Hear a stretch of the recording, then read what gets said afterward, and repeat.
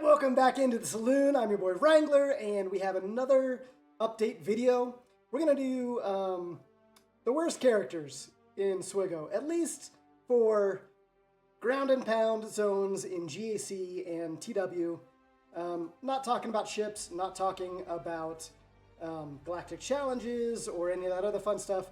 Just the main game modes that I participate in based on community feedback on other streamers' channels and some information on Swigo. It's what most of you guys are involved in as well. So I thought it was a good topic to cover today. And we have this guy up here, Dark Sith Poop, to represent our shitty list of characters today. Now I did a little bit of math. I don't know if it's right or not. I think it is. But we currently have 294 characters in this game. Crazy. Jocasta Nu will be 295, but she's not unlockable just yet. So, of those 294 characters, 91 are shitty, in my opinion. That's like a 30% shit rate in your roster. So, this idea came to me as I was building up Buckaroo, my free-to-play junior account, and I was like, man, I really don't want to put resources into some of these characters that are getting, you know, activated relatively quickly at this level. And it made me think about my main roster and how much waste is in there, at least with GAC and TW. Now, if we get into ships and all that other stuff, that list shrinks quite a bit. But week in, week out, when I'm playing GAC or TW, these are the characters that I just don't use. So, without further ado, let's get into that list, and I'll show you what I mean. All right, so we're starting at just a bit shitty characters. They're not great. I don't use them all the time. They do have some uses, especially if you're looking at 3v3 versus 5v5, as highlighted down there with the Tuscans. But these characters they tend to sit on the bench a lot.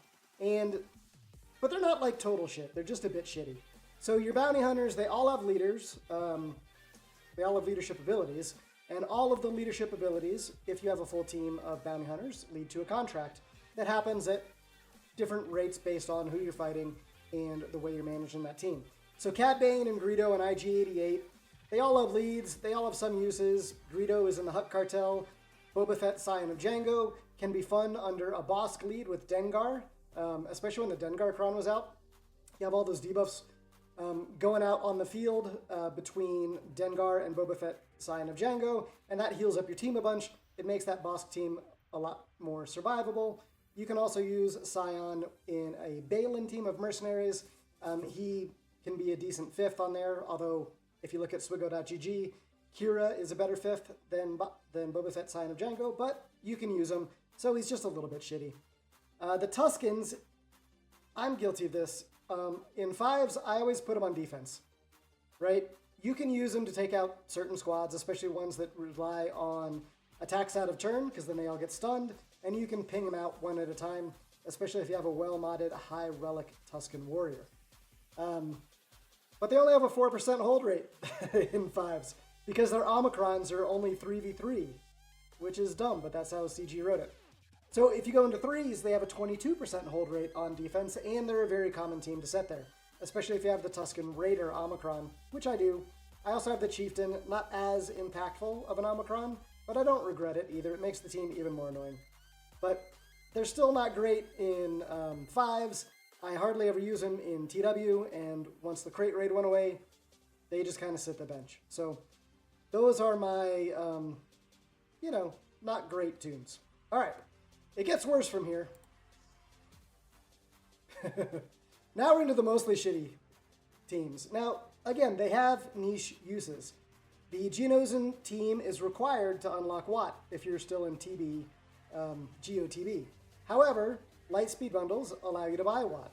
So, do you want to spend months and months and months in a TB that gives you fewer rewards? Or do you want to jump into Return or Rise of the Empire TB? Skip the Geos, even though they have an Omicron on Poggle, which I have, because they're just not all that useful. They're beatable with anything that prevents revives in TW. With that Poggle the Lesser Omicron, it's great in the early game and mid game for TW, but as soon as you get into end game stuff, they're just not all that good anymore. They have a 4% hold rate in 5s in GAC, so again, not all that great. Typically, you're looking at anything in like the 20 and 30% hold rates for your defensive teams if you want to set a stiff defense. Everybody likes a stiff D. Well, maybe not everybody. Your Rebels, and I know, you're like, Wrangler, you have these guys all Relic and Omicron. I know. I'm not saying it's the best idea, and I'm not saying to build your roster like I build mine. I am a collector, I'm a fanboy for some of these characters, so some of them have higher relics, definitely than what they deserve. They definitely have Omicrons that shouldn't be on there, but I don't use them. And I'm really disappointed. It hurts my heart in this second row of characters here. That Akbar, Princess Leia, Stormtrooper Han team, in niche situations, can do really, really well. Machine Gun Leia goes crazy, you get a ton of turn meter from Stormtrooper Han, and Akbar keeps calling everybody to assist. It can be really fun, but they get smoked by a lot of the newer teams, simply because I don't have them relic high enough to make a big difference in damage, and their stats are old, so they don't do as well against newer teams. Ezra, I'm using him all the time in my Phoenix team early game on the Buckaroo account, but in endgame, he sits the bench. There's much better Jedi, there's better Rebels. He doesn't make the cut as far as the Phoenix team for me.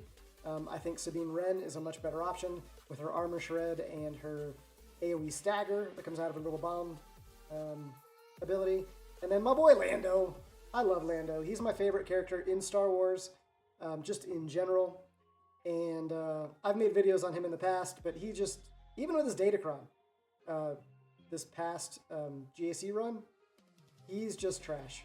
And it hurts my heart. And then you've got the Danger Zone, the Wiggs team, Wedge Antilles and Biggs Darklighter. Again, they're just not that great. You can use them. They work fine in a Mon Mothma team. They work fine in a Saw team. They're just not the prime options for those squads. Chase does better. Your Chirrut and Baze squad. Luthen, obviously. And then a smattering of other Rebel fighters work better in the Saw and Mon Mothma teams than Wiggs, but you can still use them. They can be annoying with that evasion down mechanic, but whatever. And then Rolo and Captain Han, again, trash. They're required for stuff. I think Jedi Knight Luke or Jedi Master Luke, I forget which one. But they're terrible tunes. I hardly ever use them. Rolo had that one weird cheese thing where she and Sana got together, and there was this turn meter loop that you could beat GLs with. I think you could beat GL Leia with it at one point. But CG fixed it. That's no longer a thing, which is sad, because that was fun. But again, mostly shitty teams. You can still use them, for other things, but in GAC and TW, they're just not the best. All right. The next group of mostly shitty tunes, Grand Moff Tarkin, Darth Sidious, and Darth Maul. Again, hurt my heart because they're fun characters. Darth Sidious had that crazy Datacron where he was one-shotting things. You use Sid and Maul in the raid. Again, we're not talking about raid. That's going to turn out here in the next couple months anyway. Grand Moff Tarkin is a fantastic capital ship commander, but CG nerfed it a little bit, so it's less good now in taking out the Leviathan than what it used to be. I do use him on my Buckaroo account just because he puts out a bunch of debuffs for an Emperor Palpatine lead, but he's squishy, he doesn't really do all that much. He does have a nice turn meter removal, but again, mostly for early game and mid game, not so much in late game. Second sister, other than her ship, is useless. You don't even use her in Inquisitor squads for the most part. She kind of rides the bench with Ninth Sister on typically like a Lord Vader team or an UFU team. HK-47, again, he's got a great Datacron right now. I just used him this past week, Wednesday night, I think, in GAC with Sith Empire teams, and he crushed with his AoE Fear. That was a lot of fun. But outside of that Datacron, you just never use him. He doesn't have the Sith tag, just Sith Empire, and he gets kicked out for better tunes if you're running Darth Revan or Malgus. IPD, again, hurts my heart. I love his mass damage, but in this day and age, they need to add another digit to that mass damage. If he did 9 million damage as opposed to 999,000, that would be something. But right now, he just doesn't even kill even old tunes at high relics. But I do have him relicked up for deployment in TB, so at least he gets some use there. But in GAC and TW, again, just not doing it. And then you have like the secondary resistance and first order teams. Again, there's some niche uses. Captain Phasma has a nice early and mid game TW Omicron, but you don't use her all that often. at least on a main squad. Then we've got the Wookiees. Now, Zalbar just got an Omicron. I don't have that, obviously. And he's only Relic 3. So for me, on my roster, he's still mostly shitty. But with Darth Revan and Mission, you can do some stuff in 3v3 GAC. I'm kind of burned on the 3v3 Omicrons, especially with the Tuskens. So I'm not applying the Zalbars unless something big happens. And it's really a banner stealer team. And we're going to find counters to that team, even though the Omicron is nutty and a ton of fun and gives a really nice tip of the cap to lore, which I appreciate. Thank you, CG. I'm probably not going to play that one. Definitely not now, maybe not ever, we'll see. And the rest of the Wookiees, they just need a lifter unit.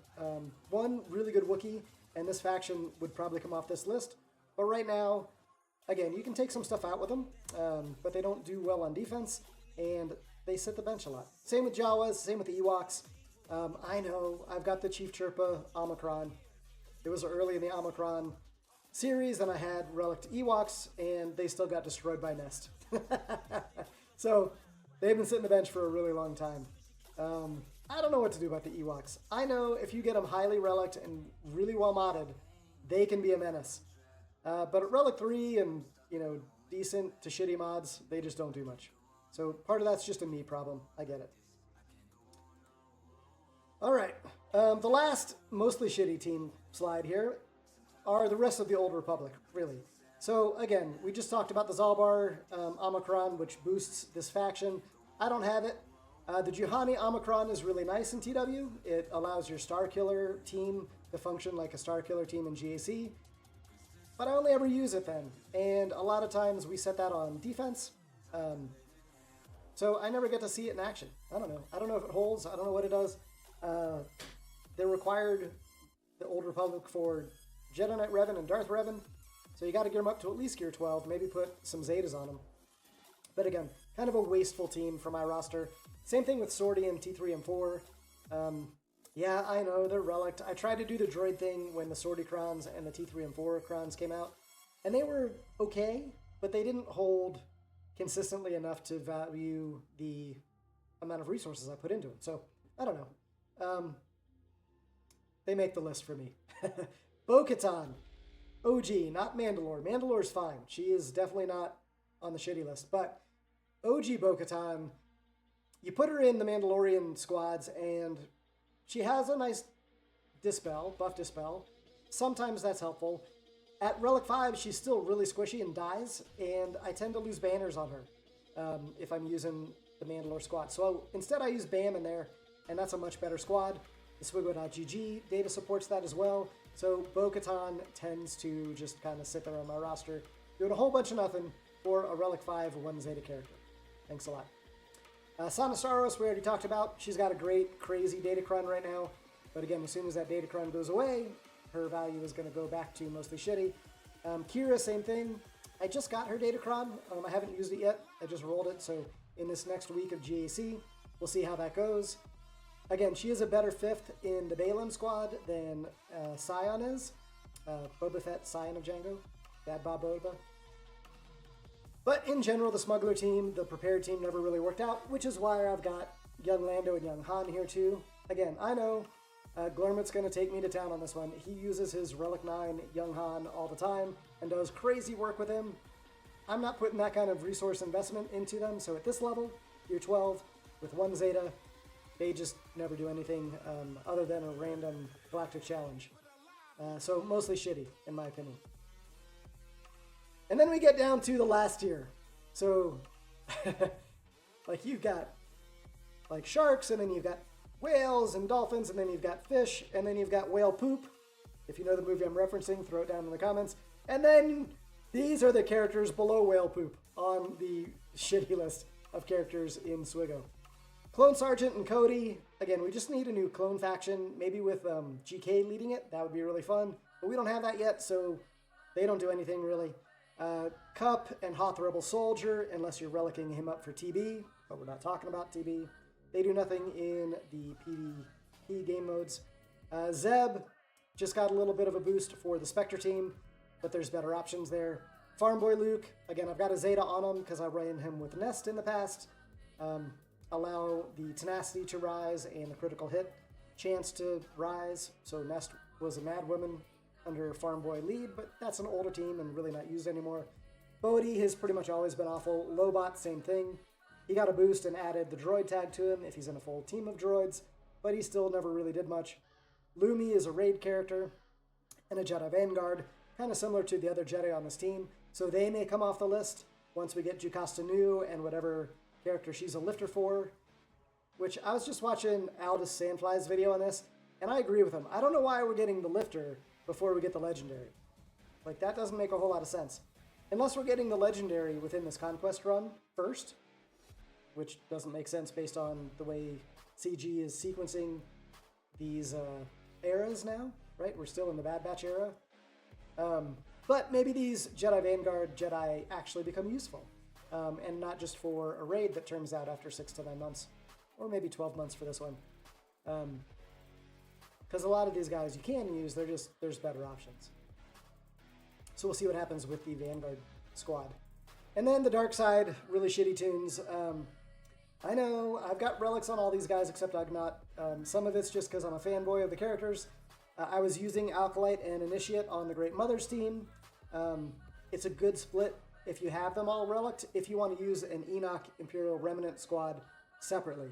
But again, based on the Swigo.gg data, the best Great Mother's team incorporates some of those Night Troopers, Night Trooper and Death Trooper Peridia specifically, and then Enoch goes on your DTMG squad to really help with Moff Gideon, OG Moff Gideon, decrease the damage coming in and make that team really survivable. A pain in the butt to take out if they are on defense in GAC. Radis fails to them at a pretty good clip still. So, I geared up these shitty Night Sisters to go with my Great Mother's team if I'm running an Enoch team as well. Talia, she never makes the list. She's got a cleanse, which is good in early game and for the assault battle. If you're using the Mother Talzin Night Sister team, it's kind of nice. She gets one shot by Darth Sidious in that, level 2, level 3 of that assault battle, so still shitty in my opinion. And then Krennic, he just needs a total rework. He's a required tune, I think, for Lord Vader, or maybe C, I forget. But useless. I never even put the Zeta on him, and I've got Zetas on a bunch of shitty characters. Just because it only pairs with Death Trooper, and Death Trooper is much better than an Iden squad or an Imperial Trooper squad than with Krennic, my opinion. And then you got Mob Enforcer and Gamu. They've got Datacrons right now. Mob Enforcer is supposed to be OP. I've yet to see footage on that, so I can't speak to that yet, but I'll be looking for it. I love that the Datacrons lift these shitty characters, at least for 3 months. I just wish it was more, because, again, once the Datacron goes away, these guys go right back to the bench. Ugnaught and IG-86, they don't even have factions. They're just dark side. Thanks a lot. But I love the assassin droids. They're a lot of fun. In the past, I've ran full assassin droid teams, which don't do anything, but they're fun to run. And Ugnaught I've never had a use for, not even for farming gear. So I just brought him up to gear 12 just for the meme of it. And that is my list of 91 really shitty to moderately shitty to just a little bit shitty characters in Swigo, which again compromises like 31% of the roster. So if I could go back like I'm doing with Buckaroo and not put gear into these characters, unless you're going for Galactic Legends, then you kind of have to. But if you get rid of those things and you're just collecting and having a good time with your roster, these are the characters that I would consider not putting gear on. Even if you activate them, just leave them alone. There's better characters to go. And just to show you what I mean with that, if we do the Buckaroo update for this video, I'm up at level 77 now, so we're getting close to that level 85 max level. 228,000 galactic power. I'm neglecting ships because I hate ships. And I'm still on node 1 on that in the ship battles, or level 1. I'll get there eventually, but I'm focusing on characters. And what you can see in this bottom part right down here is, out of all of those characters on the list, many of them I have activated, although not leveled or geared. I'm only using 2 in my main squads. So even at level 77, 3 weeks into a new account, I'm eliminating these shitty characters out of my roster. Ezreal will go away once I get these guys up, just because he's easy to 7-star, easier than Sabine. But Sabine will take the place of Ezra in my Phoenix squad eventually. Grand Moff Tarkin, again, he's a great ship commander. I'm going to need him for dark side ship battles. So I'll get him up to 7 stars. I don't know what gear level, but he is going to get replaced by Mara Jade, and eventually TIE Fighter Pilot will get replaced with Royal Guard, so I have a tank in the squad. The stars indicate the legendary characters that I have unlocked at this point already, which again goes really fast. So EP and Thrawn are already unlocked, and I'm working on them. They do the star level thing, so it takes 5-star Rebels, or Phoenix to unlock these guys, and then you get their 6th star, but you need the whole team at 6 stars to fight them, Rebels or Phoenix, and then same thing at 7 stars. So that'll be a little bit longer until those guys are 7 stars. But pretty decent Empire squad turning out there. And then I unlocked Yoda this morning at 5 stars. I finally got Snips up to 5 stars this morning. So I'm working on a Jedi team. And, whoop, too soon. We are doing a bonus topic, though, for those of you guys who are still around. And then the Bounty Hunter team, mostly for the credit heist, to get those juicy credits, because that is a big roadblock in the early game, those credits. And to unlock Chewbacca at some point. But again, I'm trying to get good characters on these squads and just eliminate the fluff until I need them for other things. So even on a level 77 account, you don't need these terrible characters that we just went over to get some good progress in the journey guide. All right. So like we talked about, we're doing a bonus topic. This is for late game players. If you're an early game player, this is something to look forward to. If you're mid-game and you're starting the grind on these GLs, this might be relevant, but it's really for late-game territory wars. And I know we're not supposed to cover territory wars in content, but that's what I think about that. I still can't believe Swigo.gg doesn't publish TW data. I know that the big spenders in the game, for whatever reason, they really love to keep their TW rankings and their team secret. And okay, I guess. But this topic in particular has been talked about by other creators. I feel comfortable talking about it. It's not going to break anybody's defense or offense for TW, but it is a big thing as of March 2025. So let's get into it a little bit. All right, so what I'm talking about here is this team right here. So when you encounter, if you encounter, the new Spectre Ahsoka Tano GL team on defense, if they have the Padawan Sabine Omicron and or the General Syndulla Omicron, you're looking at double-digit holds on your defense. It is insane. In talking to the guild and seeing other videos on this team, in TW specifically, if you have both Omicrons on there and you don't have a good counter for it, that's like 20, 30, 40, even 70 holds. Our last TW match, well, not this just last one, but the one before that. One of our guild members has the full Relic 7 Spectre team with the Omicrons on Syndulla and Padawan, and we had 70 holds on that team. We put it in the front wall. If you can't get through it, you're done. Your TW is just over, which is ridiculous. It's disgusting, and it's probably going to last for the rest of this year. So if you have this team and you don't have the Omicrons on and you want to do something for your guild, like I am, throw 2 of those Omicrons on there, and you have a defensive monster. The one counter that is being discussed mostly in the content creation world and in the various TW Discord channels is Leia. So if you have a high Relic Drogon with a bunch of offense, and you can one-shot Ezra, so you roll the logs with Leia, and then whenever your Drogon comes up, he has to be fast too, because you don't want Exile going quicker and healing, because then you can't one-shot him. So a fast Leia and a fast Drogon with high relics for big damage. If you can one-shot Exile, then you can pick apart this team. If not, take him out in one shot. That's the only counter I've seen at my level of TW. I'm sure the Gauntlet guilds have several counters. So then the question becomes, how do you counter that counter? So if you want this team to hold for a whole bunch of battles in TWs, you need a big boy Exile. You don't want a weak link in the team. So base level 7 for your Relic level, which I'm working on, those 2 Omicrons, and then your Exile needs to survive Drogon, or whoever Drogon decides to shoot. So the way I'm dealing with that is I'll get Exile up to Relic 7 first, and then we'll see how high up I need to take him after that. But I also changed this modding.